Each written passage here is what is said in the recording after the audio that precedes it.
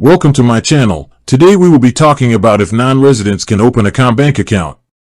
The short answer is yes, non-residents can open a bank account with Commonwealth Bank of Australia, or CommBank. In fact, you can even start the process online before you arrive in Australia.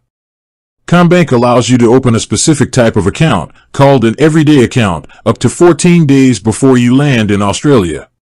You won't need an Australian address at this stage, but you will need to provide your full name, date of birth, and passport details. Once you arrive in Australia, you must visit a CommBank branch within 20 days to verify your identity.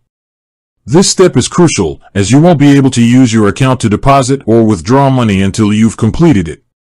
When you go to the branch, you'll need to bring your original passport and your tax identification number for any country where you are a tax resident. Once your identity is verified, your account will be fully activated. You can then use your debit card, the CommBank app, and online banking. With that being said, thank you for watching. For more finance videos, kindly check my page. Please like, share, comment, and subscribe to my channel. Thank you.